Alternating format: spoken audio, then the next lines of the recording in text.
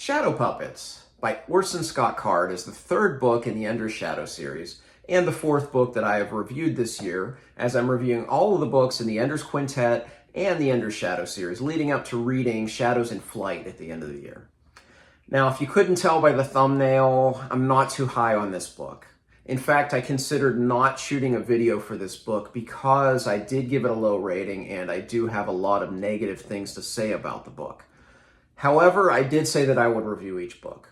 If I didn't already promise a review for Shadow Puppets, I wouldn't be shooting this video. So if you're turned off by negative reviews, you might want to click away. It'll hurt my algorithm, but it won't hurt my feelings. I get it.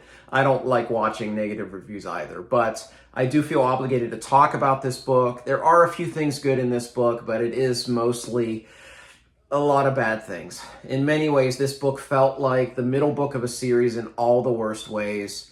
And it frankly just failed in a lot of ways where the other books were so successful. So, like all my reviews, I try to keep this as spoiler-free as possible. There will be minor spoilers for the first two books in the series, Ender's Shadow and Shadow the Hedgeman. I will not give away big plot points. However, in discussing the things about this book that I feel I must discuss, I have to talk about characters. So I will be talking about certain character points. So just proceed with caution. I will have a full spoiler section at the end of this video where there are a few things that I would like to talk about in regards to Shadow Puppets specifically, so that you can skip that if you haven't read this book. And in my summation, I will give my positives and my negatives and my final rating for Shadow Puppets. So with all these reviews, I like to go through, talk about plot, character, setting, theme, and then get into spoilers. So let's talk about the plot. So this starts after Shadow the Hedgeman naturally, but we don't know if it's a few months or a few years because that aspect of the storytelling is very fuzzy, as is the timeline within the book as well. It's kind of lazy, to be honest. I feel like it's probably about 2 years, so that's what I'm going to go with. But it's sometime after Shadow the Hedgeman, and we find Bean, our protagonist from the first two books in this series, and he's a general working for the Hedgeman, and it seems like what he's doing is performing surgical military strikes for very strategic reasons.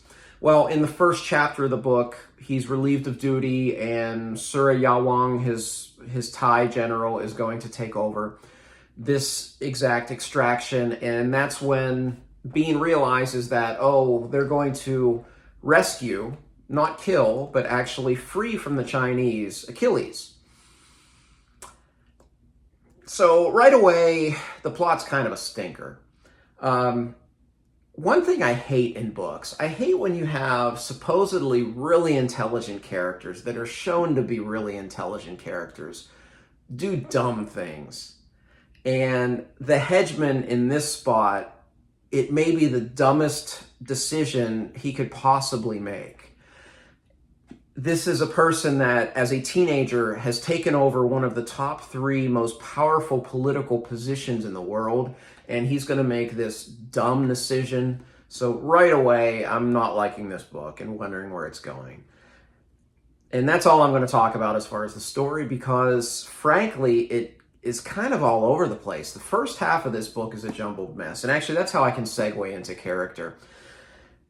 So talking about character, the first book that all of us read in this series is Ender's Game, which is Ender's Quintet. But in Ender's Game, you get 90% of the narrative is told from Ender's perspective. It's his coming-of-age tale, and it's a great one. And it's great that you get 90% from his perspective. It just tells the story perfectly.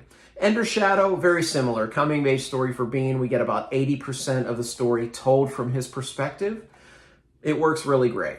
Well, by the time we get to Shadow the Hedgeman, it's time for Card to just develop on some of these other characters. And he did it so well in Shadow the Hedgeman. About 60% of the book was still from Bean's POV. However, we got a lot more depth for a lot of these other characters, especially Petra, who I really enjoyed in that book. I felt that finally Card did something positive with female character in this series. Petra was kind of done wrong in the story. She was the only one of Ender's battle schoolmates that breaks down, and she's the only girl, and finally we get a good portrayal of this character in Shadow the Hedgeman, which he ruins in this book. But I'll talk about that in a second, but because I want to talk about how the character and the plot are intertwined poorly in the first half of this book. When we're talking about point of view, 60% from Bean's perspective in Shadow the Hedgeman. The first half of this book jumped around so much that, one, I didn't know if it was still a book about Bean, and two, it gave zero narrative momentum. And it wasn't just every chapter. Often 2 or 3 times per chapter, he would jump around and just give you a totally different point of view, different aspect of the story. What it felt like is really what it was, is he was taking all the chess pieces and putting them in the right spot for the last 2 books of this series. And I get it. But it was done so poorly that there was no narrative momentum. For the first half of this book, I couldn't have told you what it was about, because there was this little story going here, this little story going here, this little story going here. I didn't know what was the A story, what was the B story. I didn't know what was important, because it was just really giving you whiplash going back and forth. I mean, it'll sound harsh, but I really thought it. Several times in this book, I actually wondered if Orson Scott Card wrote this book, because all the characters just felt off. They just didn't feel the same as they felt in other books. Petra is probably prime example number 1. We finally got some great fleshing out of Petra. We found that she's a character with agency. We found that there was a lot more depth to her. I really enjoyed her character in Shadow the Hedgeman. So what does he do in this one? He makes her a 2-dimensional young woman that just wants to have babies. That's what he does in this book. That's what Petra becomes in this book. Total colossal failure. Ender's parents, or Peter's parents, the Wigginses in this book, felt like totally different characters than we got a little bit of fleshing out of, at least Mrs. Wiggins in Shadow the Hedgeman. And she felt like a very different character in this book.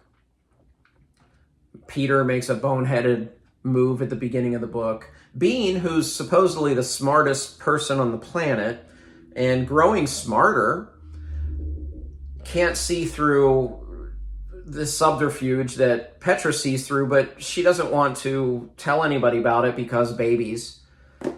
It was just appalling at how poorly done the characterization in this book was, especially in the first half of it. Just really, really bad portrayal of it. Enough on that. Let's talk about setting. World building. Meh? Can I give that as a review? He didn't really give us much beyond what we had in Shadow the Hedgeman. I love how in Shadow the Hedgeman we started to see how a lot more of the world, how the political factions lined up, how things had gone on in the centuries leading up to this, from our present day Earth to the Earth in these tales, and we got a little bit more of it. Not much. We got one really memorable chapter where Bean goes back to Rotterdam, where he hasn't been since, he was a child living on the streets. That was a great chapter. But all the development, if anything, it made some of the factions seem like caricatures. It was really disappointing because, again, that was an aspect that I thought was developed so well in Shadow the Hedgeman, and this is a decided step back. One more thing, more related to character. I said in one of my past reviews, I think it was in my Shadow the Hedgeman review, I said that I was impressed with Card's sense of dialogue. I want to rescind that comment because, oh my goodness, it was so poorly done at so many times. And again, it informs characters. Bean and Petra in so many scenes in this book, it seems like the only way that they communicate is witty one-liners back and forth. That's the only way they can communicate with each other. Now, if you were to ask me going into this book, let's say there's a spectrum from witty to humorless. Where is Bean on that scale? I'd say he's a lot closer to humorless than witty. And now, like, all that can come out of his mouth is one witty line after another.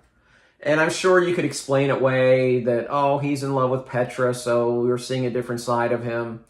I don't buy it. It just felt like a betrayal to the character. It felt like a totally different character. Not nearly as bad as what Card does to Petra in this book, but Bean, again, all these characters felt off. So dialogue was very poor. So let's talk about theme. That's one thing that Card has been consistently good in the first 3 books that I've reviewed so far, but not in this one. There is one theme that I do find very interesting that will play out in future books, and I'll talk about that a little in the spoiler section. But as a whole, the thematic depth just simply isn't here as compared to the other books in the series. So again, another area where I was vastly disappointed. All right. There is some positive that I will tell you after the spoiler section, but I'm going to go ahead and do the spoiler section now in 3, 2, 1. You've been warned. We're in the spoiler section. Praise the Lord, Achilles is dead. My goodness, this one-off character, probably the only character that felt real in this book, or at least true to the previous books, is because he was a two-dimensional mustache-twirling villain, was Achilles. And he's finally dead at Bean's hand. One of the only saving graces of this book is finally this horrible, horrible depiction of a villain is gone. A character that, in my mind, shouldn't have gone past the halfway point of Ender's Shadow. So I'm glad that Gary Sue of a villain is gone. The theme that I alluded to in the spoiler-free section that I did like in this book, I did enjoy the fact that we start thinking about these embryos that are out there and that they're going to turn into children. So you're going to wonder, the big thing about nature versus nurture, what are they going to be like? But the evolution of this whole plot point was so flawed. Now Bean is so dumb. Petra figures it out, but because she wants babies, she doesn't figure out that Valesco's a bad guy, and Bean is just playing along, and it's all good. I mean, it's just so much a left turn, or even a 180-degree turn for these characters in that scene. Even though, again, it's setting up some things for future books, and I get that, but I think it was just, what's the opposite of artfully done? Whatever that is, that's how these chess pieces are put into place in my mind. One other thing I want to talk about spoiler-free in the spoiler section. I could have talked some of it spoiler-free, but I was kind of piling on there. But the discussions about religion that I enjoyed in the previous installments between Bean and Sister Carlotta are naturally gone because Carlotta's dead, and that's why I didn't want to do it in the spoiler-free section. But now you could tell Card wants to have those discussions, but Sister Carlotta's gone, so he tries to make Petra be the person to have those discussions. And again, 100% failure of character. What we saw in Shadow of the Hedgeman is we saw Petra right away, first chapter, on Earth in Armenia, and it's a foreign place to her. Battle school, space is her home, not Armenia. Now, one book later, we're led to believe that all of a sudden Petra is this proud Armenian Catholic. Where did that come from? There was none of that in the previous book. I don't know if it's Card pushing a religious agenda, or he just missed those discussions with Sister Carlotta so much that he wanted to give somebody that voice. Well, it fell flat. Totally fell flat for me. It just felt forced. And again, was just yet another betrayal of this female character. It's such a disappointing book. I'm done talking negative. Let's wrap this up. So, this has been mostly negative, me ranting about this book. There is one positive. Halfway through the book, it found its legs. It found its narrative momentum, and it was Bean's story, and it went to a great conclusion that I talked about in the spoiler section. In fact, I put my hands up and said, praise the Lord. But the damage was done, especially in terms of character. This was a really poorly done book in that regard, as well as thematic content as compared to the first 3 books. So, very big drop-off, unfortunately. As I mentioned, it feels like the middle book of a series in all the worst ways. So, I gave Ender's Game and Ender's Shadow 5 out of 5. I gave Shadow of the Hedgeman 4.5 out of 5. I'm going to give Shadow Puppets a 2.5 out of 5.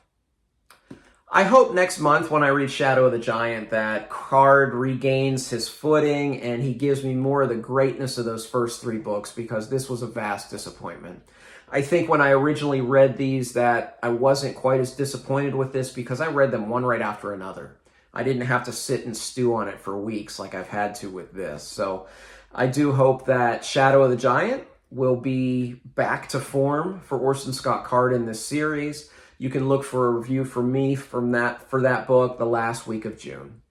So again, this is probably the most negative I've ever been on my channel. I hope this doesn't turn you off if you've made it this far.